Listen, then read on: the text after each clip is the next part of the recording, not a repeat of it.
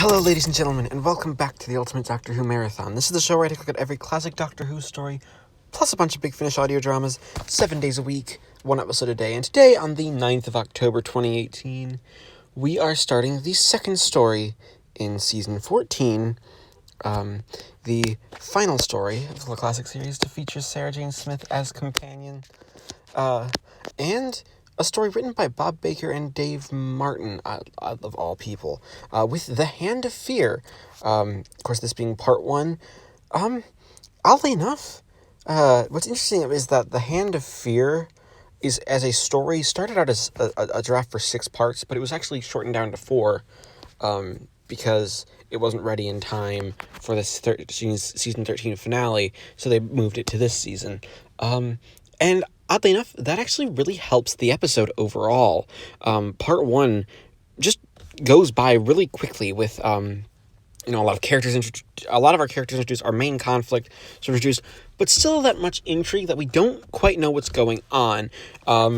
Probably the biggest misstep of the story is that we don't actually open with the Doctor and Sarah Jane. We open on this alien planet where some character, it's going to be known as Eldrad, is being sentenced to death by disintegration, before we cut to, before we actually, can cut to, Earth, where the Doctor and Sarah Jane have landed in a quarry, and we actually get some really good humor here, where they're sort of, the production staff is sort of making fun of the idea that Doctor Who always seems to film in quarries, that, quarries are always a big part of Doctor Who, mainly because, well, we are in a quarry right now, and they're joking, are you sure this is Earth? This might not even be Earth, it's not even, the right season, as Sarah Jane says to the Doctor. It's one of those, it's a plot line that sort of just, it's playing on the fact that we know what Doctor Who tropes are. We know how Doctor Who works, trope-wise, and what that means for the show and where the show goes with the tropes. And we're laughing along with her. It's also quite funny, because the Doctor could easily have gotten Sarah Jane killed here. Like, the quarry, there's an explosion. Workers try to warn them to stop the explosion, but because they notice the people there, they don't. Big boom. Sarah Jane gets they both get knocked out. The Doctor's out first. Sarah Jane's still knocked out. She comes to briefly, and she grabs the titular Hand of Fear, which is just a stone hand in the rock that was uncovered. That's the hand. Of course, we know some interesting things about this hand is that it starts to act weird. The ring that it has on starts to glow. Sarah Jane seems to be possessed, eventually saying, like, Eldrad must live after she escapes from the hospital. But a lot of the story takes place in the hospital with Sarah Jane, with this first episode, mainly because, as an episode, it kind of has to. Like, it's one of those things where you have the story being built around the idea that, we're in this hospital, and this hospital is, we have a doctor, we have some jokes at sort of doctors, like real doctors at their expense, which actually are quite funny. What's odd is that they take the hand down to pathology, because they think it might be like a partially decomposed, like fossilized hand, but oddly enough, no, it seems to be silicon-based, which the Doctor theorizes that means it's a silicon-based life form. The Doctor really shows a lot of care for Sarah Jane. He's very worried when they have to give her a shot for tetanus, because it's like, hey, she may have shown signs of tetanus. So eventually they use this electron microscope with this Dr. Carter, who seems interesting, though he gets taken over by Eldrad. Rather odd performance choice. There are these little odd performance choices peppered throughout the episode that I can't really agree with, because they're just there, and they're weirdly done. They're done in this way to make you think that something's wrong, but you can't quite figure that out. Like, it doesn't gel properly, at least in my mind, that the performances should be like this. It's a very odd way of doing things with this sort of performance, like, and by the end, we actually have Sarah Jane just walking into a nuclear facility, a nuclear power station, and that's where the rest of the story a lot of the story is going to take place. Like, we have already moved from one set piece to the next. Like, this is a development that really shouldn't take that long, but it does. Something that I think is interesting in that is that as a development, it's like, okay, we're moving set to set, writing to writing, just to sort of give a sense of conclusion. And the big cliffhanger is we see the hand and it turns blue and it starts to move. Like, it's actually a living hand, which is genuinely creepy. Basically, the idea is that it's absorbing the radiation, which is an interesting concept. That's how the hand regenerates itself, that it can survive basically by taking in radiation and converting that to, like, I guess, silicon, which is interesting. Not necessarily the best science, but hey, this is science fiction. But overall, the story in general just sort of just is peppered with the odd acting choices, but it's a good start. We have a really solid start to this story with Sarah Jane and being captured by the hand. It's nice to see her possessed. So I'm going to give The Hand of Fear Part 1 an 8 out of 10. Alright, it is the 10th of October 2018, and I just finished watching Part 2 of The Hand of Fear. And unlike Part 1, where we were sort of jostling through locations to just sort of get the story going, because it was very obviously cut down from 6 parts to 4 parts in the scripting stage, so you sort of have that feeling of, yeah, we don't quite know where the story's gonna end up, just because we have no way of actually allowing it to end up there. It's just kind of has to go along with what it is, and you just kind of have to roll with it, which is fine for a story. Like, let's be honest, it does a decent job overall at, acting like the story has a decent conclusion. And oddly enough, we use a lot, Bob Baker and Dave Martin decide to use a lot of this time to focus on some of the supporting cast, which is nice, as the Doctor is just trying to figure out how to help Sarah Jane and what danger this this hand might have. Sorry, plant was Seeds of Doom, because this was originally meant to be done in the place of Seeds of Doom, but it wasn't, because they moved things around in the schedule and scripts weren't done, and yeah, just standard Doctor Who behind the scenes drama type things. And honestly, this episode is actually quite a good follow-up. You get a real sense that the people who work at this nuclear power plant are people, and that they're willing to stay till the bitter end, just in case, for whatever reason, the power station blows up, and no one actually is going to be able to survive this. It's a fear that is, well-founded in British society at the time, that going nuclear, and you have this amazing little. It's the little moments that actually count. There's this amazing little moment where Dr. Watson, the director, calls his wife and kids to say, I might be late tonight. Essentially, he's saying goodbye without saying goodbye, and he doesn't want to worry them, but it's actually quite a touching moment, and it's little things like that that really can sometimes make or break the episode, or make or break character moments for you, because you see this guy has a family, he does care deeply about his job, and he doesn't want to see the world burn. He wants, he's working at a power plant to help give people power. And what's quite interesting is that, oddly enough, a lot of the location footage filming in this story so far, especially this episode, is great, because we are actually in a nuclear power plant. Lenny Mayne, the guy who directed The Three Doctors, and I'm pretty sure The Curse of Peladon, I don't quite remember. Or maybe it was Monster Peladon, or maybe it was both. I don't remember. It was one of the Peladon stories, and Three Doctors returns to direct this story, and he does an amazing job.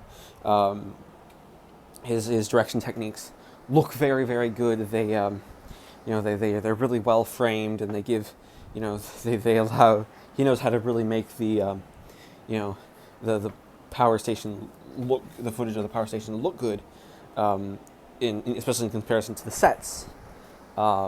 Because obviously they used some indoor location footage for this story, and he doesn't rely on CSO. He is mainly relying on everything, on actually doing model shots and things like the physical moving of the hand is really well done. Again, not done through a green screen, but done through manipulation.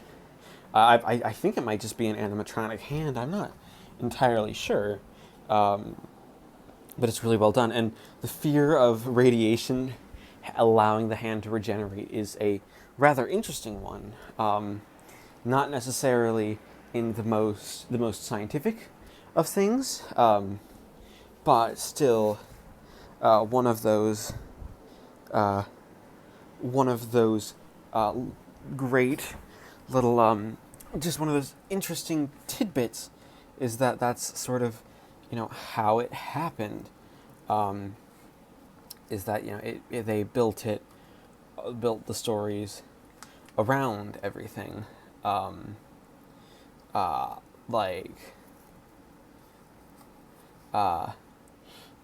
the stories, it's built on fears of the time, and things that, the story,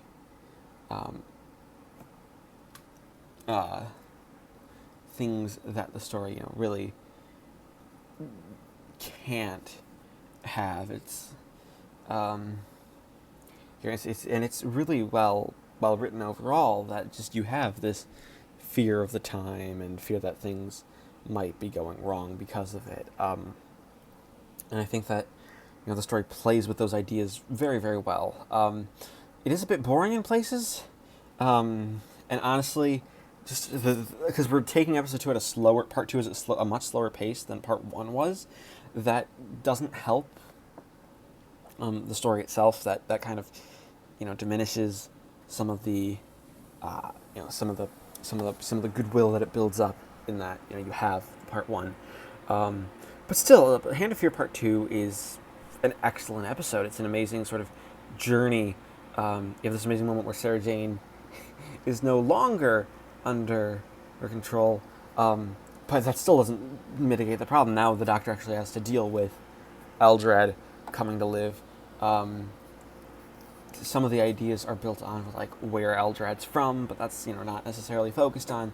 So overall, I'm going to give The Hand of Fear Part 2 a 7 out of 10, because it's just not as good as the first part was, but it's not a bad episode at all. Alright, it is the 11th of October 2018, and I just finished watching Part 3 of The Hand of Fear. And Part 3 of The Hand of Fear is, in fact, quite interesting for a couple of reasons. Mainly that, as an episode, we actually get to see the villain for the first time, and we are 3 episodes into this 4-part story. Eldred herself shows up in this oddly enough really nicely designed costume. It doesn't... it's actually a really, really good design, and it sort of uses the actress's just sort of facial features. It helps make it look less than just a person in a mask. Something that I think is very, very interesting. Something that Alex talked on in Part 4 when they actually change actors, because Eldred, being a silicon-based life form, so the idea is that she based herself over Sarah Jane, who found the hand when she regenerated, and not her original Castrian form, which is interesting. And it's an interesting idea, just sort of the way the Castrian body sort of works. They don't really quite care about their appearances. It's a matter of, well, at least I'm alive now again, because I was dead. I was deader than a doornail. So I think that's just a very interesting sort of perspective on things, the way that Bob Baker and Dave Martin wrote that into the story. Also, just the character of Eldred is interesting in that she sort of was the savior of her people, but now she's the last of her kind. And now she uses her powers to try and get the Doctor to take her back so she can save her people. But the Doctor only promises, no, I can't change the laws of time. I cannot change the past.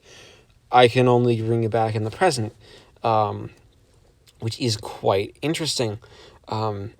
you have quite a lot of this stuff just taking place in the nuclear power plant, just as dialogue between the three characters. Like, that's where Austin comes in and sort of acts like the sort of just the scared human character that he is. Like, he comes in guns blazing just because he realizes that this Eldred person may not be the most safe person to be around, and it's an invader, and like if a nuclear bomb can't destroy it, though he decides to use a gun, which is quite funny in that ways. You also have Sarah Jane just being there to make quips, and she's actually really fun and enjoyable in this episode overall, because her purpose has kind of been served. So Bob Baker and Dave Martin just turn her into a quip machine, joking along with the Doctor.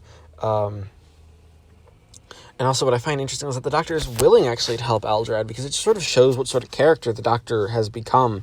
That he will help you out. Like he'll try to have a peaceful solution. There's this amazing moment where he says, try weapons, try the oldest weapons, diplomacy, words, conversation, something to that effect. And it's an amazing little quote. There are these nice little moments from Tom Baker here that just show how much the Doctor, cares, and how much he really is trying to help. He wants to see Eldred safe and sound. He doesn't want her dead. He doesn't have any ill will against the Castrians. And then the big cliffhanger is, it seems that she also has no reason to be a villain. Like, all of her actions so far have only really been for survival. They've not been out of villainy. She didn't even know these people were that humans were intelligent. And it's implied that she may not have actually done it if she knew humans were intelligent, which is an interesting setup for a character of a villain, like that, hey, maybe there actually isn't a villain in this one. Of course, we still have one more episode where they could mess around with that idea. And it's a lot of stuff, really, really solid stuff for a third episode. Like, this is actually the highlight of the entire story so far. It's been... it's just this amazing, character play of, just differing ideals and, what it means to be human. And it's all done in 25 minutes. And by the end, you have this cliffhanger where Eldred is, shot at with a booby trap, and it looks like she might be dying. And it's all done very, very well. I really, really enjoy it. Perhaps it goes on a bit too long. Perhaps, you could have really been doing these ideas a bit more and would have integrated better with the plot. But still, props for doing it. So I'm going to give The Hand of Fear, Part 3, a 9 out of 10. Alright, it is the 12th of October 2018, and I just finished watching Part 4 of The Hand of Fear, which ends the story with some interesting developments. Of course, the big one is the emotional exit of Sarah Jane Smith as companion. Now, what's interesting is that it's a pretty famous exit for the series, even though it's one exit that is not by anyone's choice. For in-universe reasons, obviously Liz Sladen was done with the role. She decided to leave. That's just standard fare, and standard practice for just standard practice for this sort of a role. But in the story reason, it's because the Doctor has been called back to Gallifrey as our hook to come back for the next story. Something that I think is a very interesting little decision to be made about the story, is that that's our hook. It's not a matter of that the Doctor is called back to Gallifrey, and then so you have Sarah Jane, who even before then was acting all annoyed that, I'm sick of being hypnotized and shot at, never knowing if I'm coming, going, and being, and I'm sick of your sonic screwdriver. She has this amazing speech where she's basically just getting all her, can we just have a vacation for once? Like, we have had a lot of adventures that have been great. They've been very, very dark, and people have died, and it's sort of that sort of speech. It's a very, very interesting speech because of that. It's not a Sarah Jane leaves because she's happy. No, she's just sick of it. She's sick of the travel. She just wants to be home. Now, I'm lingering on this because that's honestly the highlight of the episode. The rest of the fare is average. It's, we have some interesting ideas that, like, Eldred was lying the whole time, and she was actually, well, now he, because Eldred then turns back into her normal Castrian form, which is male and played by Stephen Thorne, who, doesn't do a bad job, but Stephen Thorne is very much the shouty type villain, not the, the more cool, collected, with bouts of anger that Judith Paris was, for, as Eldred, which is, it's a shame because Judith Paris did a really good job. Even if they did change the form, they could have still probably kept the actress, and she would have been fine in the role.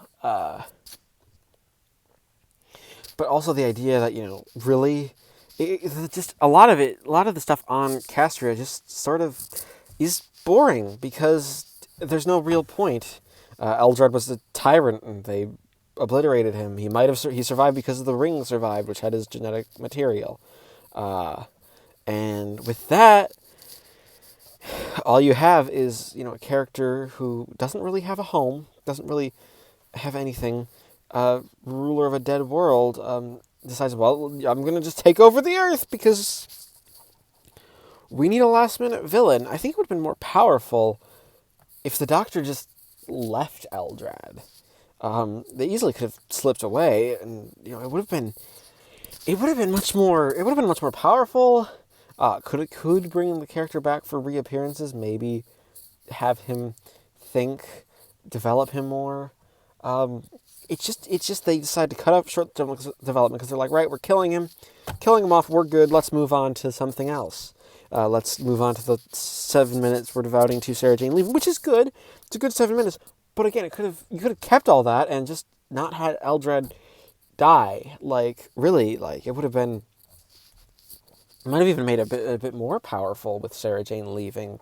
Like, there's a lot that could be done with this premise, but the writers decide, well, we're just ending it here. Yeah, Eldred's dead. Have fun with that. All right, bye, everybody. I didn't enjoy it. I think it could have been done better. That's really all there is to the episode, honestly. It's an average romp with a bunch of exposition in the last minute with a touching finale. Honestly, the story as itself is probably more well-known because Sarah Jane leaves at the end, which is interesting because without that, this would be even a lower score. Like, the first 3 episodes were great, but the 4th episode was a really letdown. So, I'm going to give The Hand of Fear Part 4 a 6 out of 10, just because that final sequence really does, make it worth watching. That being said, we are at the end of the episode, so I will add up all the scores for the 4 episodes to give The Hand of Fear a final score of 7.5 out of 10. Thank everybody for watching, indulging me on this episode of the Ultimate Doctor Who Marathon. As always, please leave a like, comment, subscribe if you haven't already, as we've gotten through this big milestone. All of the Sarah Jane stories are done. Please welcome back next time when the Ultimate Doctor Who Marathon returns with the only televised story of Classic Who to not have a companion, with The Deadly Assassin.